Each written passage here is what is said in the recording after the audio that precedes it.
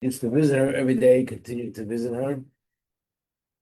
And he asked somebody named Rabbi Yunik, he was close to the Rabbi, asked him to take shoe polish, black shoe polish, and paint his sneakers.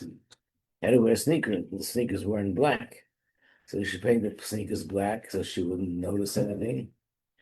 And he went, and from that shiva, he walked over to the house to visit, and he went back. And then he wrote letters to his mother as if his brother was writing. So he wrote a letter, sent it to England, then it came from England back here. And till the last day of her life, she never knew that he passed away. I guess he always wrote excuses why he can't come visit. Did this brother have children? One daughter, and she's in Eretz Yisrael. I don't know where she is now. But I know there were times when she and her husband came. They stayed in the other's house, I think, when they came to visit. The booklets are on the second floor. Yeah, okay. So, what? What? I like a reason why here, so is that the Rebbe just A good reason. lies here varying? Oh, no, I did it only because of her condition. Maybe she would be younger or something, but she lost a son. She was suffering in the place where her husband was, in this horrible place. And miraculously, she survived. She also got very sick then. So I guess I felt that it's not good for her health that she should go through it. So if someone has a situation like that would be done, the same thing. Thank you. Okay, so we're doing Shaar Hayichud Vehaemunah, second volume of Tanya. We're in chapter 6. And in this class, we're using the text Lessons in Tanya, with the new edition of Lessons in Tanya. And we are on page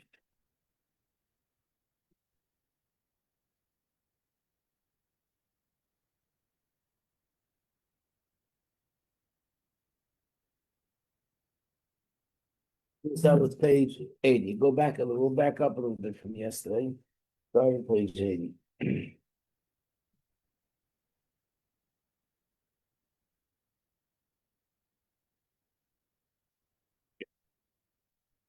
וזהו שכוסו, ושבייסה אל רובך, יהווה אלוקים. After everything that was explained, now we go back to the pasuk, and you should know and take this to heart, that Havaya is Elokim. Pirush, Shnei Shemes Elu, the two names of Hashem, and Echad Mamish. They're one. Shagam Shem Elokim, Hamitzah Umayim Ha'er, Uktumus Chesed Shem Havaya. That means the name of Elokim, which its function is to conceal Hashem's light and to contract the light. Nevertheless, it's one with the name Havaya, even though Havaya is all about revealing light, because it's also Chesed, just like Shem Havaya. Because, as we explained, the world couldn't be in existence without both of these attributes functioning together. And Hashem's attributes are not like human attributes. Hashem's attributes, and Hashem is absolutely one. Like it says, Hu Ushmai Echad. Hashem and his name is one. What does it mean his name is one? His name means his attributes are one. And in Canaan, that's the case. So therefore, being that Hashem himself is one, he's not made up of parts. So even though there's two attributes, in essence it's one. How can it be one? Because we just explained that even Gevurah is all about Chesed. That's what makes it possible for the world to be created. The Mele that now that we say Havayu Elokim, let's continue reading what it says in the pasuk. You should know Sheba Shemayim Imal, that in the heavens above, Baloras L'Tachas, on the earth below, Ein Oid, there's nothing else. So that means if I wouldn't know this, then there's a possibility to think that there is something else other than Hashem. There are things in the world that they come from Shem Havaya, which is all the things that are godly and that are spiritual and that are holy. And then there are things that conceal godly's presence, and they come from Shem Elokim. So in a sense, it would think that this is something which is somewhat separate from Hashem. It has its own identity.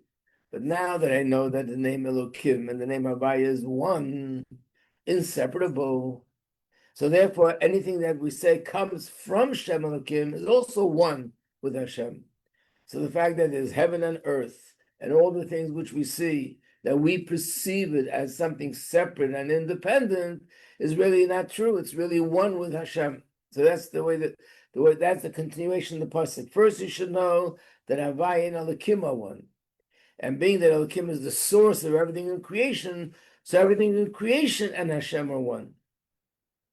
Pirish Shagam Ha'oretz HaChumris. What the pasuk is coming to tell us is not just to let us know there's only one God, there's not another God.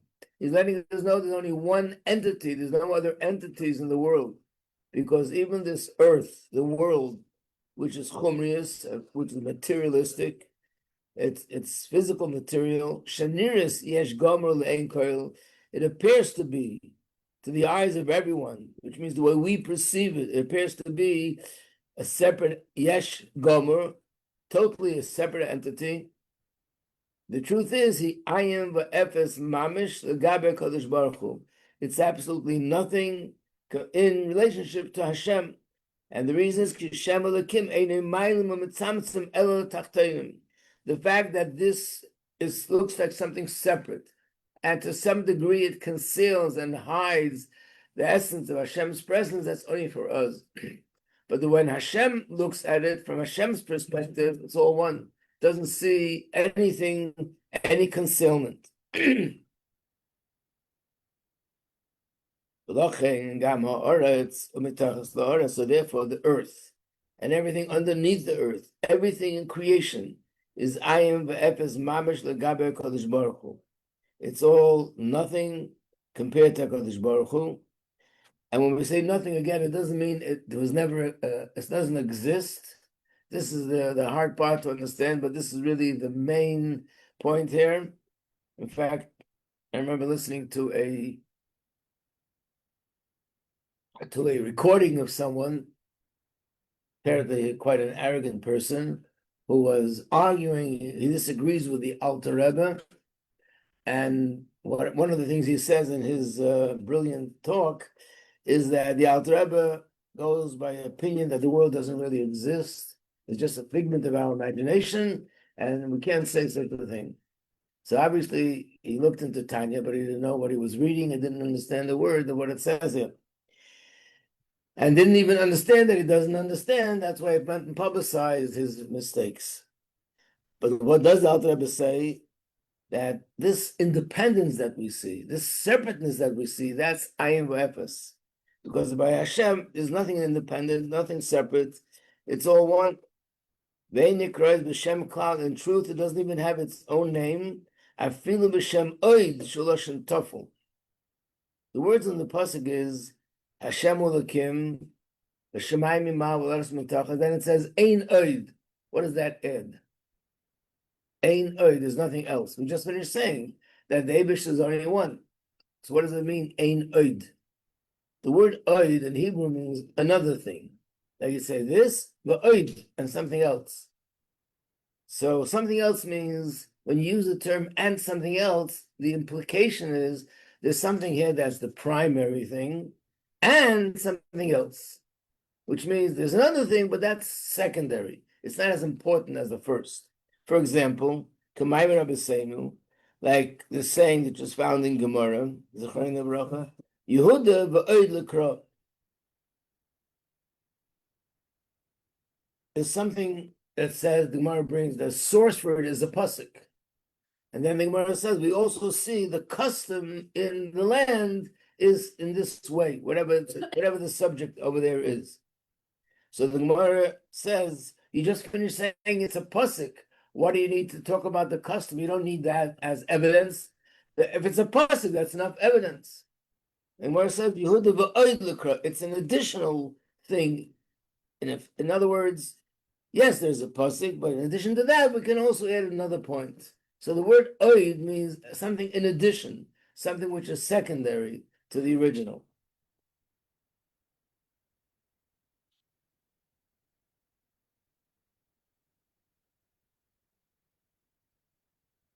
Okay, so what is it coming to tell us? Because we do find such a thing, and that's with the guf and the neshama. Page 83. The guf and the neshama are similar to Hashem and the world. That the guf is dependent on the neshama. And without the neshama, the guf would be nothing. But could we say that the guf is totally null and void, has no existence, has no separateness, no separate entity at all? Or the proper term to use is that the guf is tofel to the neshama. Remember we said that even in halacha we have the term ikar and tofel. Ikar means primary, tofel means secondary. And primary and secondary could be a lot of degrees of to what degree it's secondary.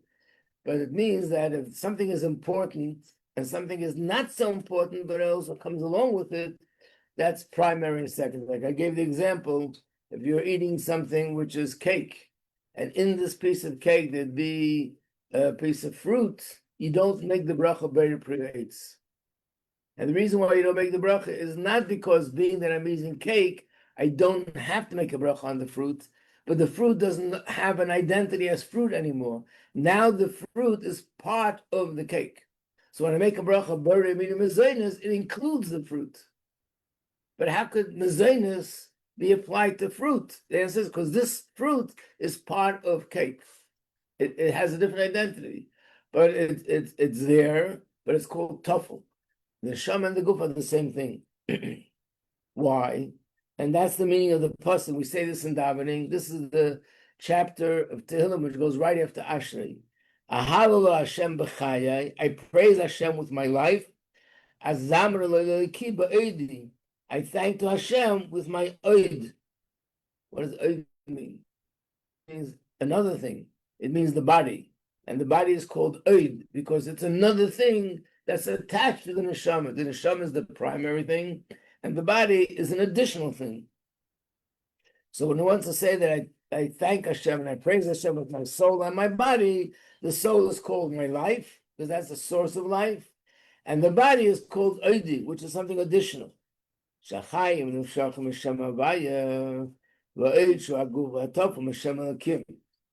another thing we see in this pasuk is that when it says the first thing that I praise Hashem with my life, my neshama, it uses the name Havaya.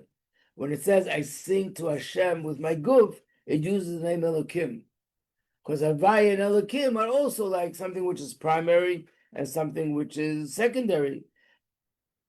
But the neshama and the guf is primary and secondary because the neshama ain't a mahabaguf ma'in liyesh. The neshama doesn't create the body. I can't say that the body is totally, completely, 100% dependent on the neshama. It's not. The neshama is a separate entity. That's why we see when chas v'shalom, the neshama leaves the body, then the body can exist on its own. Why? Because the neshama activates the body. It doesn't create the body. So what does create the body? If a stone has something that creates it, and a plant has something that creates it, so what creates the body if it's not the neshama? Hashem. What? Hashem created the body. Hashem is in charge of everything, but I mean, what's the mechanism? Where's the chayas to the body? We always thought the chayas, what gives life to the body, is the neshama. How does Hashem give chayas to the body if not the neshama? That's the question. It's dead. What? It's dead. The body is not dead. It's well and alive. If there's no neshama, If there is no neshama, but when there is a neshama, it's alive. right? But what creates it? If the neshama doesn't create it, so what creates the body? Of course, it's Hashem, but how? Through like our kalim of our body, like our eyes and our nose and our skin. Like eyes and nose and skin create the body. The brain. They are the body. Oh, I never made a body before.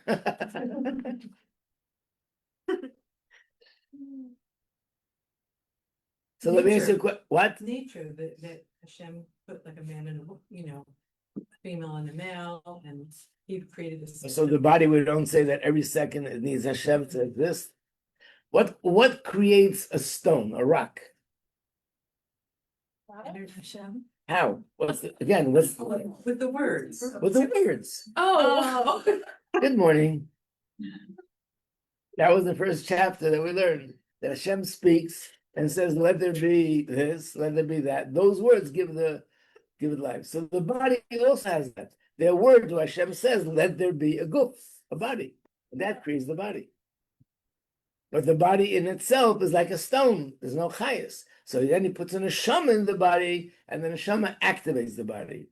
So the ability to think and to feel and to walk and to talk and all these things, that's from the neshama.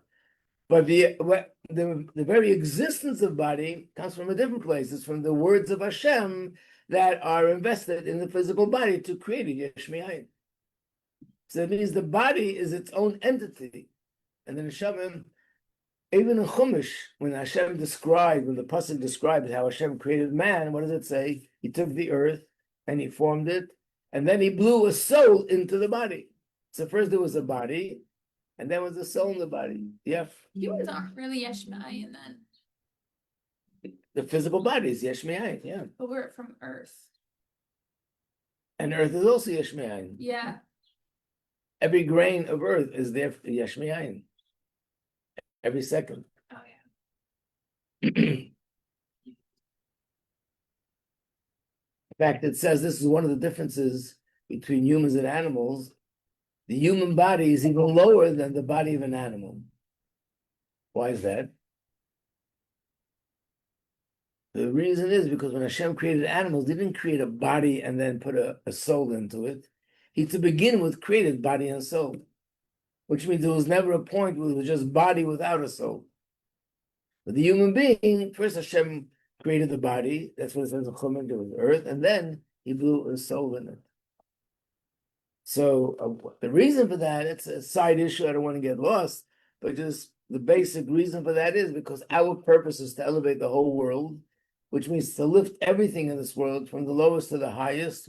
So therefore Hashem gave us a body, which in a certain sense is even lower than the body of an animal, because we have to reach into the domain, into the inanimate, the lowest level of the world. Through our Torah mitzvahs, we elevate that.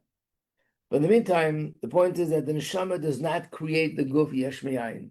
So therefore, if chas v'shalom the neshama leaves the body, then the body continues to exist because the words of Hashem are still there, creating the body every second, yesh me'ayin.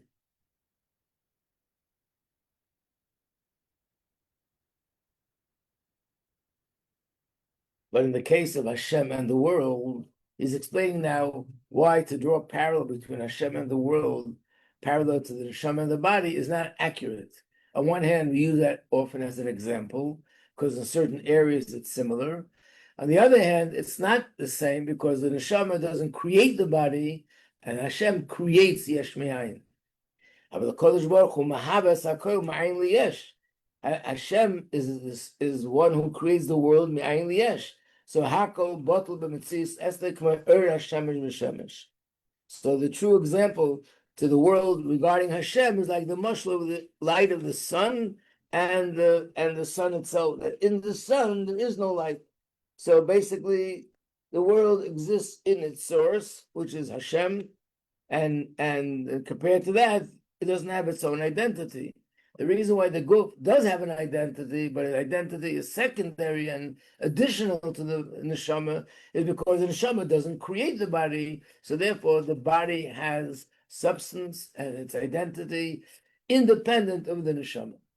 But with the neshama, it's a much greater identity. It has much more than what it has on its own.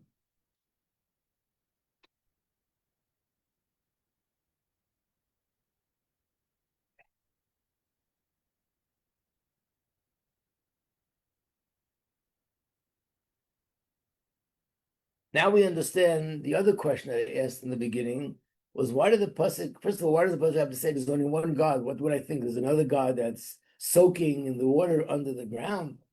So he's answering, no, that's not what we're talking about. We're not saying there's another God. The pasuk tells us there's no other existing entity. The fact that Hashem created the world and He's the one only God, that's something which we can understand simply. But the fact that we're saying that there's another entity that's in existence, that is something which the pasuk has to emphasize in order for us to get it. It shouldn't enter your mind. Shashamayim, that the heaven, v'chol tzvam, and all its hosts, v'ha'aretz, and the earth, u'malaya, and everything in it, heim davar nifrid mipnei atzmo, because that's the way it appears, that it has its own existence. So, and by the way, this is something which there are many people in this world who believe in Hashem, and they serve Hashem, and they learn Torah, and they do mitzvahs, but they still will tell you that the world and the whole heaven and earth and everything else is an existing entity, but Hashem is in charge. He gives it life, He controls things, He makes things happen or things not happen. But nevertheless, the world and all the laws of nature, they do have some sort of a substance. So the pasuk needs to tell us, no, it has nothing on its own. Everything is from HaKadosh Baruch Hu. He fills the world with slapsh, and I would think that Hashem affects the world like the neshama affects the body. So just like the body has the ability to think because of the neshama, and the body has the ability to speak because of the neshama, so the world also has the ability to function in a certain way. For example, that the power of growth comes from the earth. It can produce produce. And we see that the all the constellations and everything that's in Shemayim moves around, and they go into circles. That's all Hashem is moving them, but not that its very existence is from Hashem. So just like the soul moves the body, that it walks and talks and acts in many different ways, that's how Hashem moves the universe. So therefore, it's telling us, no, it's not just that Hashem moves the universe, Hashem creates the universe, and creates it every second, and creates it yesh me'ayin. And therefore, without that, it has no substance of its own independently. Now he's going to explain why this mashal is not good. He elaborates on it, even though he said it right away at the start. And again, I think one of the reasons why it has to also be brought out, because there are many places that we do bring this mashal. There are places where we, for example, when we talk about the fact of what's the function of the Beis Hamikdash? Why is the Beis Hamikdash different than the rest of the world? So the Shechina is there. So there's a famous Perek in Tanya, Perek Nun Aleph and Nun Beis, where the Alter Rebbe goes into it, and the Alter Rebbe used the mashal with neshama and a guf, and he says just like the neshama gives life to the body, but first it gives life to the brain, and from the brain that life energy spreads out and gets distributed to all the organs in the body. The same is with Hashem, and actually he brings a Gemara where it says just like the neshama gives life to the guf, Hashem gives life to the world. So there are areas and there are places where we draw that parallel. But in this case, he's explaining to us, but this detail is different, because the neshama gives life to the body, the neshama moves the body, but Hashem doesn't only move the body, but creates it yesh mi'ayin, and the neshama doesn't. The neshama and the guf are truly separate in their source. They really have different sources. The creation of the body doesn't come from the neshama. So even the way it comes physically, how does it come about physically that there's a physical body here? From the seed of the father and the mother. That's the Gashmizdika process, that through that it's created. And even after that, Gedula, how does the body grow? It's not not just from the neshama, because the neshama is in there, and if a person wouldn't eat and drink, chas v'shalom, they couldn't continue. The body needs to get nourishment, and the nourishment comes from the mother, who's eating and drinking throughout the 9 months when she's carrying the baby. And then when this child is born, which means you're doing things which are directly connected to the body. You're feeding things into the body. because the body has its own identity. He doesn't mention what I said before, but he does say that the source of the guf is not from the neshama. So physically, it's from the parents, it's from the food. But if you talk about the spiritual source, it's also a different source. It's from the words of Hashem that create the body and say, let there be a physical body. Mashaik and Hashemayim v'aretz, unlike heaven and earth, shekol atzmusam u'muhusam nishavim ma'ayim ve'ebas ha'muchut. The very essence, every aspect of it comes into existence only because of Hashem's chayas, because in its own it would be absolutely nothing. Rak b'dvar havaya v'ruach b'mizborach. So not only that initially it came from Hashem who created it, but Gamadayan Nitzav Tam Dvar Havaya La'olam. We just learned that the words of Hashem, they stand forever in the creation. And that energy and that life force flows to the physical created being every second. Which means the process of transforming it from nothing to something is also on a constant basis. For example,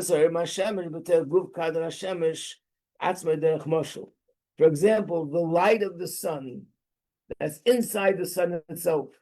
So again, the source is the sun, and the sun creates light, and that's happening every second, which means the sun has to create this light constantly. If there would be no sun, if there'd be no source, there'd be no light.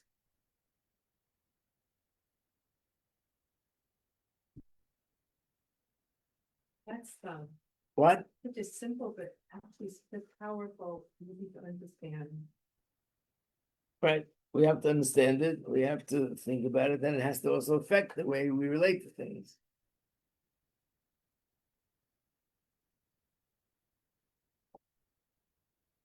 If that's the case, they're totally bottled to the words of Hashem. Again, we're not even talking about the essence of Hashem. We're saying the words of Hashem that give life to every detail here in creation. The world is bottled to those words. Those words are like the sun. We're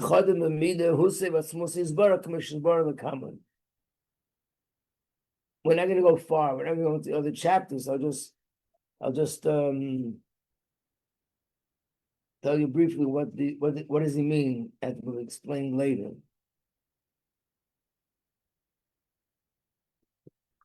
The creation, let's say the rock, the mountain, is only in existence because there's words of Hashem in it. So it's bottled for the words of Hashem, right? What about the words of Hashem? Where do they come from? From Hashem himself. And those words are bottled to Hashem himself. So much more so that this rock has no entity, no identity on its own. So this is like the mashal of Kibitul Er Hashem and Hashem. And they said, like I told you when we started, that this mashal is used in numerous places in Tanya. It's used in Maimon from older Rabbeim. And just to say that when a mashal is used in Chassidus, it's usually not random. Okay, an example. When I give a class, or if you'll ever give a class and you bring a mashal, if something came to mind that we can use it. The mashalim that are found in Chassidus, they're very precise, and there's a lot of depth to the mashal. And often you look at a mashal, and then as you keep learning, you find another detail of how the mashal compares to the mashal. Yeah. Maybe this is slow topic. But as you were talking about the sun, I was wondering, like the universe, all the space of the universe is also being created every second by Hashem's word. But the universe is constantly expanding, like all the time. What is it expanding into? Is that also Hashem's words, or that's what I don't know what that is? And What's the alternative? If it's not Hashem's word, then what? What I don't know what it is. Like, is he speaking and it's growing in from Yeshua and all the like this also? I don't know. I don't know if my question makes sense. we expand. We start off like this. We start off like little infants, and then we expand. The length and the width. We expand. Where's that? It means every day Hashem creates me the way I am today. Yeah. If the world is this big, I'm not familiar with the science behind it, but if the world is this big, and then tomorrow it's this big, that means that the next day Hashem created the world, yesh me'ayin, bigger. Yeah. Okay. Why, you think it's too complicated for Hashem? No, I just don't, it's complicated for me.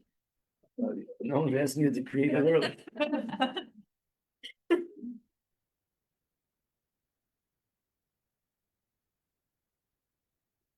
Sit back, relax, let Hashem create.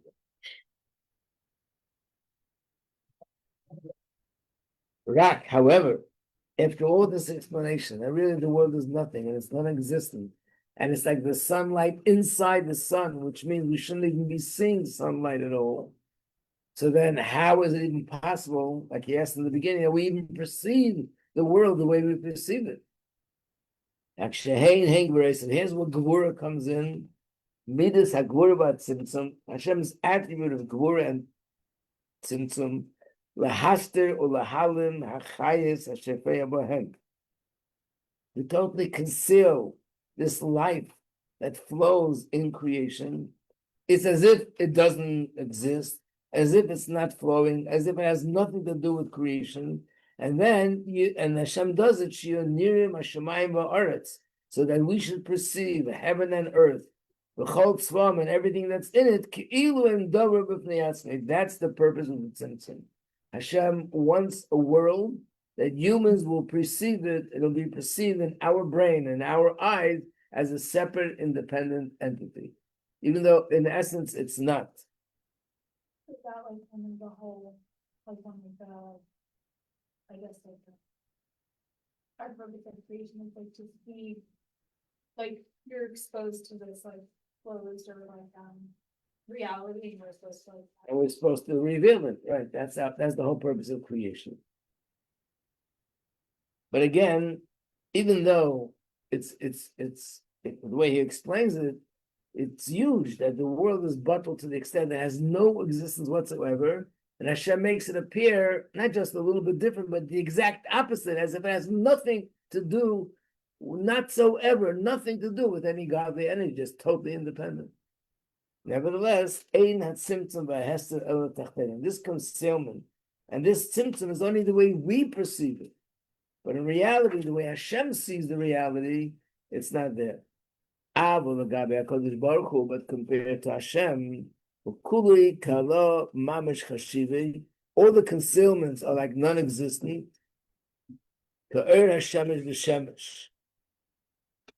And he sees the whole world as it is, part of him, as the reality is, like the light of the sun in the sun itself. So let's remember the concealment doesn't conceal to Hashem. Because the concealment is not a separate entity, that is Hashem himself, and being that it's Hashem himself that's causing the concealment, so for him it's not a concealment. Yep. So we're not like the rays, because we're not like the rays because we're within the sun. Right. We're not like the rays, we're like the sunlight in the sun itself. In other words, there's three things, what you're saying. There's the sun, there's the sunlight inside the sun, which is the source, and then there's the rays. So the rays would be the mashal for the way we perceive the world. The light in the sun is the mashal, the way the reality is. And the sun is the source for the world, but nevertheless, it's one with the source. It's one, just like the light inside the sun is one with its source. That's how we are one with our source, which is the words of Hashem.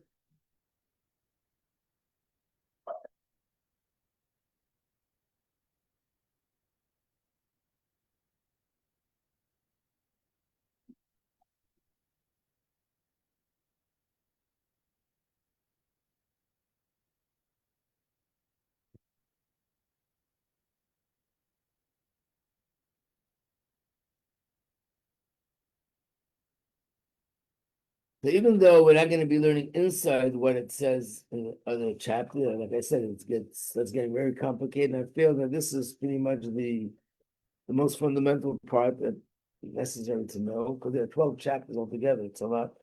Even if we tried, we couldn't finish here. But I will go over at least orally on the main points. Because I'll explain it in the next class. Remember the beginning of the Shaar Hayichud Vehaemunah, it started off that there are two psukim. One pasuk is Shema Yisrael Hashem Elokeinu Hashem Echad. The Hashem and the world are one. Then there's another pasuk, Baruch Shem Kivei Malchus Le'olam Va'ed, that the world and Hashem are one. So what's the difference? The difference is when Shema Yisrael describes how the world and Hashem are one on a higher level, which in Chassidus is called Yehuda Ilah. And Baruch Shem Kavod Malchus Le'olam Va'ed describes how Hashem and the world is one on a lower level. And the question is, what does it mean on a higher level and a lower level? If the world is one on a higher level, then the lower level is not really the true understanding. How can they both be true? If someone come along and say the world is not really totally one with Hashem, okay, that's where you understand it without knowing the full depth. But you can't say it's a true level of understanding because it's not true. But being that this is Shema Yisrael and Baruch Shem means they're both true. There's one way of explaining that the world is totally bottled, that has no existence of independence whatsoever. And there's another way of explaining it, that the world does have some independence, but nevertheless, it's totally bottled to Hashem. But according to what we just learned, that's only the way our mistake, the way we perceive it. And here's going to explain that that's also emes. How could that be? Yeah. If there's kind of the prayer where it talks about like the young stuff, and that's it, or like have resolutions, or like there's like different times that like an impact or something that's connected. Like, is that like still gentle, or is that still like? Because it's like they also it also has its own like. Wait a second, who had reservations? Like when the Indian were trying to talk to the youngsters, Right. So let's say like the youngsters, so they watch like talk like. Right. I mean, does that mean that it had its own independence? It sounds like it. Same with the trees in Gan Eden. What? Same with the trees in Gan Eden. By the way, when it said the Yamsuf said that, so it means, what does it mean? It means there's an angel that his shlichus is to be the one to have the Yamsuf flow with water. That's his shlichus. And he was saying to Moshe Rabbeinu, you're stopping me from doing my shlichus, which Hashem gave me. So what you're saying is, if everything is totally bottled, there's something non-existent, then how did he even have a voice? He just should have said, is that what you want? That's what I'll do. Maybe it's connected to this point. But he didn't explain the point yet. But that one has to cover next week on Monday. How is it possible that there is a true way of understanding that the world is not totally bottled? It's something, a little bit like the guf and the neshama. It's something, but that something is totally ruled by the higher thing, and the control of the higher thing is in control of it, and it has no true importance in the presence of the higher, but it has some independent entity. How could you say there's truth to that?